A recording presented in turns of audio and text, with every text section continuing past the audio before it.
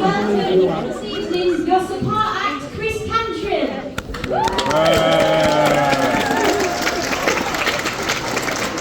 Hiya guys, how's everyone doing?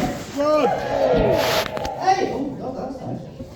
Hi, now guys, I heard that you guys in Lancaster like spooky stories. Is that correct? Can it be for 2 minutes? It really helped me out.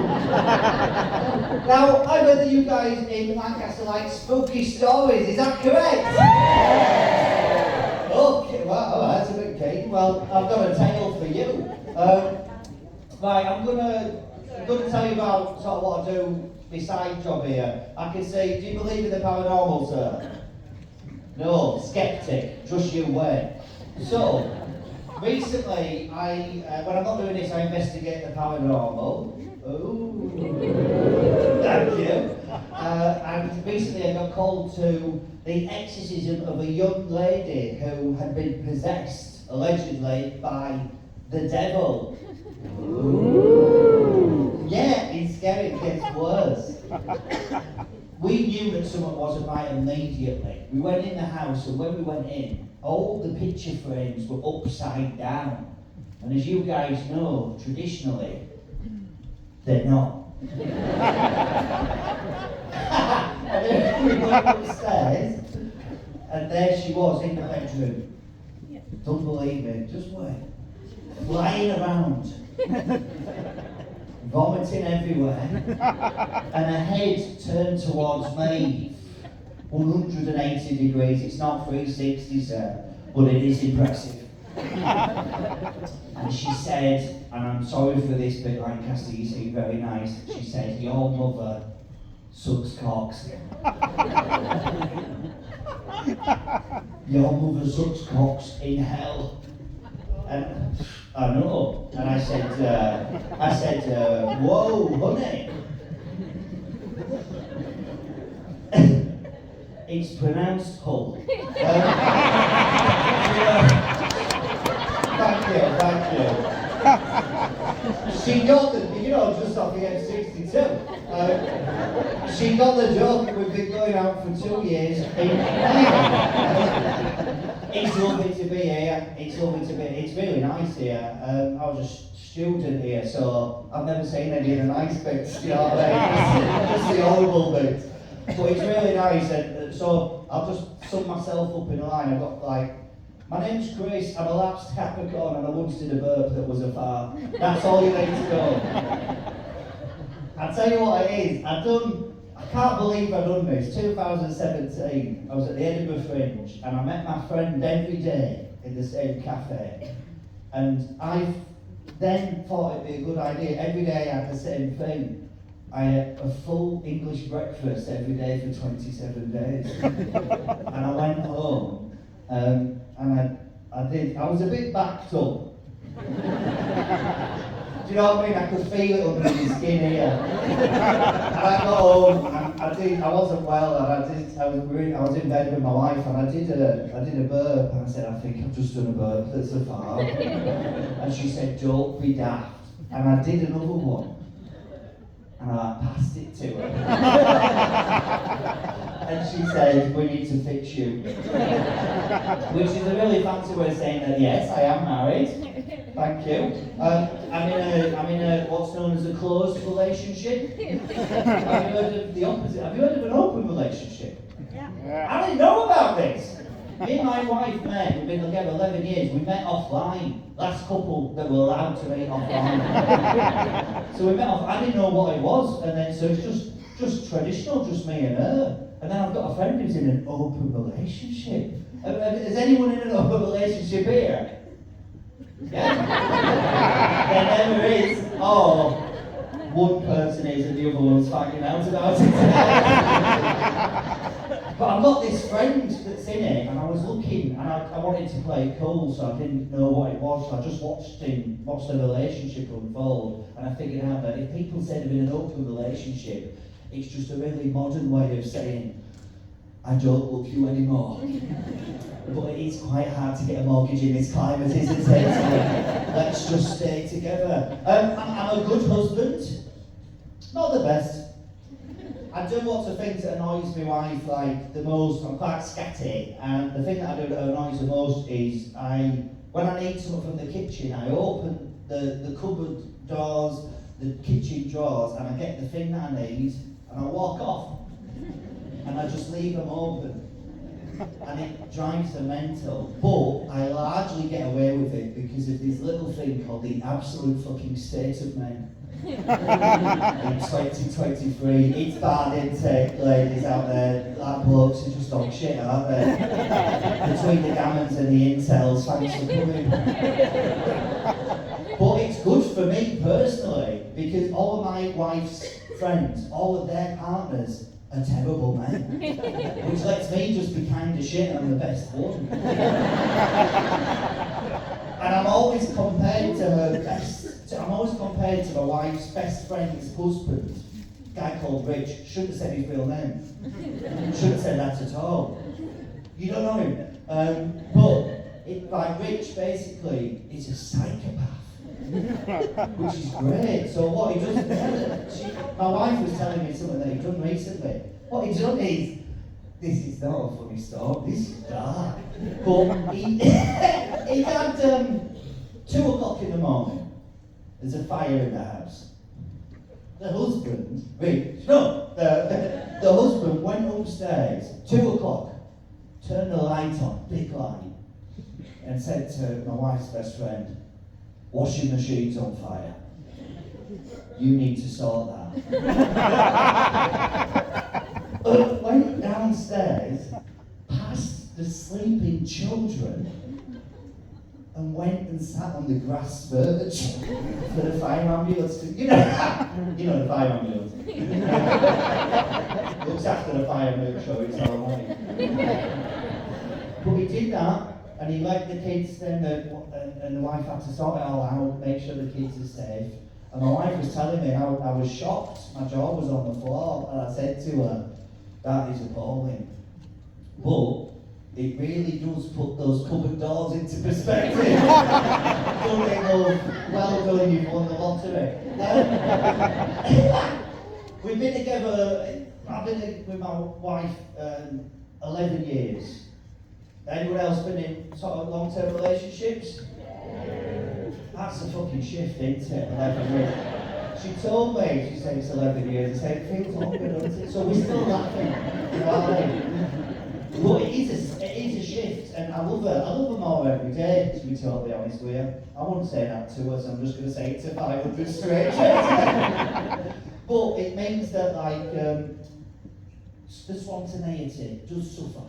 It just dissipates slightly. So you do have to work at keeping things alive, keeping a bit of spice in a relationship.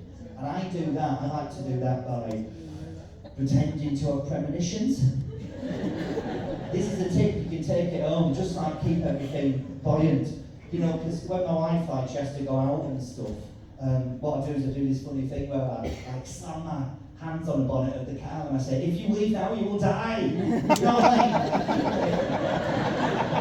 mean? Keep them on their toes, we're still laughing. We do, I tell you, this is true. I live, all of it's true, but this bit's just sort of quite recent. I live in the middle of nowhere, I live in a farmhouse in the middle of nowhere, which was a great lockdown thing to do, more on that to come. But I said to my wife, I was like, we don't lock his doors about in the middle of nowhere, I won't give you my full address. But it's just how it is, but I said to my wife, we're in bed, and I just thought, well, come point, do you ever think that someone could just come in and sort of start stabbing us and that? I don't know, I shouldn't have said, go back to sleep. Holy sacrifice. Not the husband of the year, but we do have a son. Yay! Yay! Yeah, I've got a young boy. He's 5, maybe even 6 years old now. Good kid. He's called George. Good strong name. I like it. It was like, it's one of those names that's like a turn of the century name that's come back in fashion 100 years later. And you can tell it's like a fashion fad because all the boys in his class have names from the same era, like 1900s. So we've got George, Arthur, Artie for short. Yes, he's a wanker. When he gets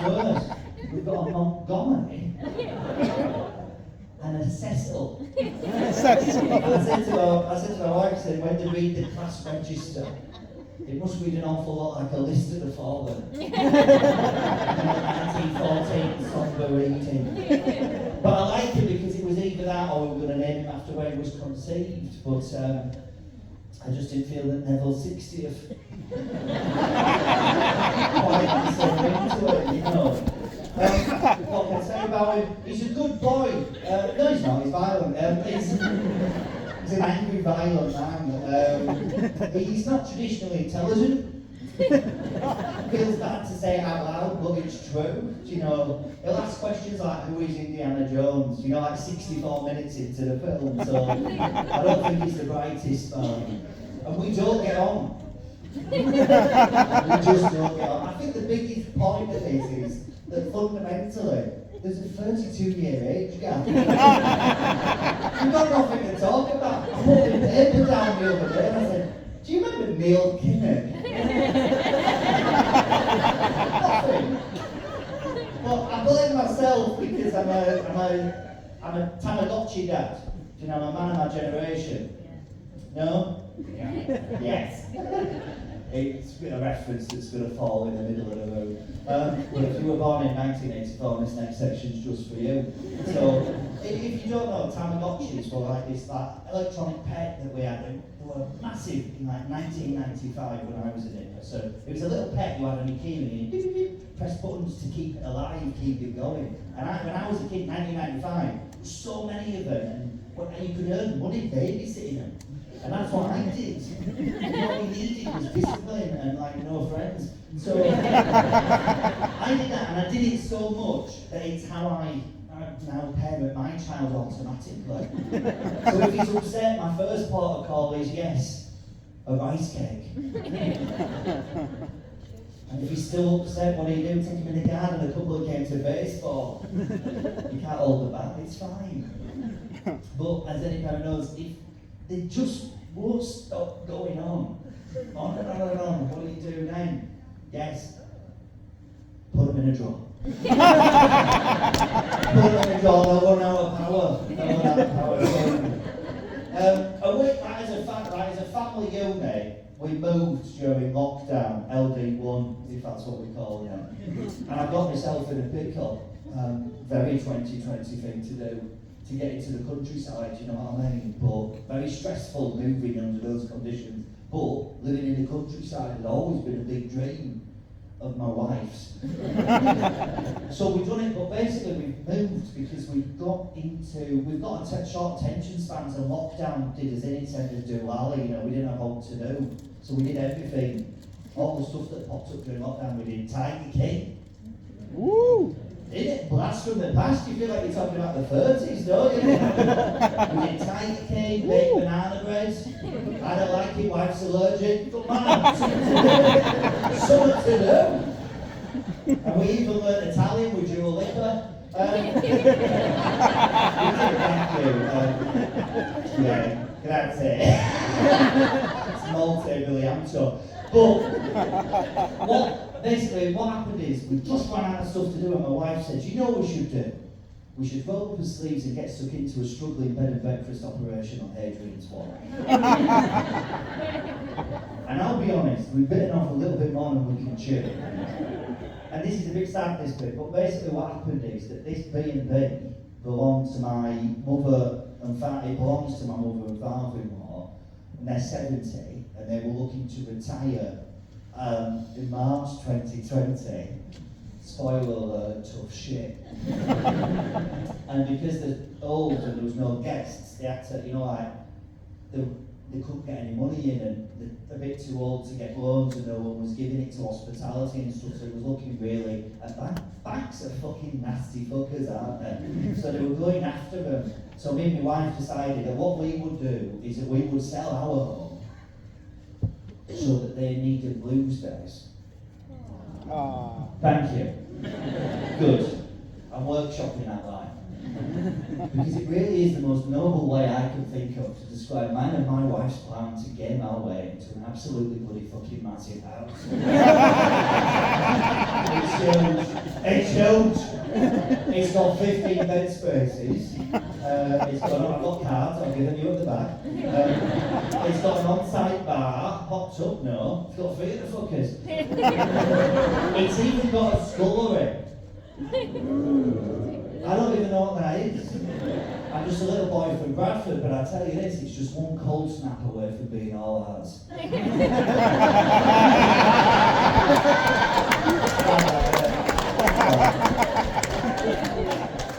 Worst thing is my father-in-law's driving me, he's like, I get to the car park. But that's what we done, like, that's what I did during lockdown, and obviously during lockdown I didn't really get to see my parents. Which is great. Because they're mad. They're like, my dad's like very, very from Yorkshire. You know, my dad's like so from Yorkshire, you think there's something not quite right. Do you know what I mean? Like, and you're like, he's just like, don't worry, just charge him £7 for a pint of Foster's, you know what I mean? Give him a second, he's buffering. You know what I mean? He's alright, but my dad's like the very definition of a straight arrow. And I rang him after Coronation, you know. I had to watch that. I had to watch that because I live with my mother-in-law, she loves the royals and stuff. I'm not slagging him off, I just don't like them, don't think they should exist. But I was going to say this, I don't like them, but they don't have that King's Coronation quiche. I can't stop thinking about it. It's the nicest quiche I've ever had in my life. I've not thought about it for a day. But anyway, that's an aside. Try it, wouldn't it? But I rang my dad up, I said, what did you think of Coronation? He went, yeah, it's alright, it's alright. To be totally honest with you, me and your mum preferred the funeral. Straightforward. And my mum's like, she's worked in accounts payable all her life, but she's like bonkers, you know, like Salvador Dali.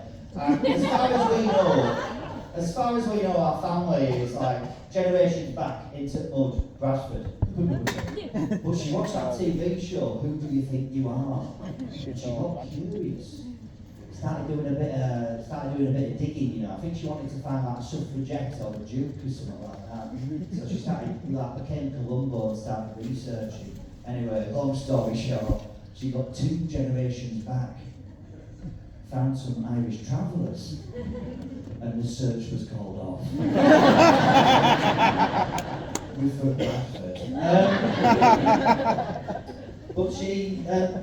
But like they really good parents. They're like a lot of northern people. I think this extends over Bill, but do you know, like just like so quiet that we hadn't said we love each other and stuff like that, and you can't really get 2 words out of them, you know, unless you put a film on. Then you can't get them to shut up. And it's all like, Ken. Where have we seen him, Ken? What's he been on before, Ken? Has he been on Coronation Street, Ken? You're like, Mum, it's fucking Vin Diesel! I don't think he's been down the road, I need to just check how much I've done, because, oh right, I'm going to wrap up, but have we had a good time? Yes! Okay, I'd like to remember that. This is not a good way to finish the set, but I'm just going to do it. I've recently undergone some minor surgery and I need to get it off my chest. No jokes in this bit, just kind of processing trauma. I've had a vasectomy. Anyone else? Yeah, that's exactly right. It's fucking horrible! It's like really not fun, and I really didn't want to do it, but my wife made me. Like I didn't want it, I didn't want to go. I was like, we just don't have to do that ever again, it's fine, I don't have to do it. But then my wife explained her point of view, and that was that if I didn't get it done, she'd stop paying for everything. So off I went to the surgery in my brand new trainers. I'm just going to talk about it, but it's it's just a bit rough. I'm sure there's some young people here tonight that come out for comedy but they're just getting middle-aged man business. So, everyone knows what a vasectomy is, yeah? Okay, well I'm going to tell you what it smells like. So, I'm not. But it is rough, this bit, it is rough. I went to this surgery, posh doctor, Southern. Posh doctor and a lady called Beverly. And now that I'm saying it aloud, I don't think anybody explained who Beverly is or why she was there. She was a bit older though, so I think it's like care in the community. You know, so maybe she had seen enough. So I did that, it starts with an injection, this is the rough bit, I'll get through it. It starts with an injection of Novocaine to the testicles, then there's a slice, and then there's a team working inside of you. You've got no pain at this point, but I can still feel sensation, you know what I mean? And all I can think of in my head is, you know, like a church bell on a Sunday morning, 2 lads underneath. That's what it felt like. And then there's this noise like and you're like, what's that? It's a laser. It's blasting the inside of my tubes. And then that's when the smell hits your nose. And the moment it hits your nostrils, you think, you know what, I am going to the Orphic Centre.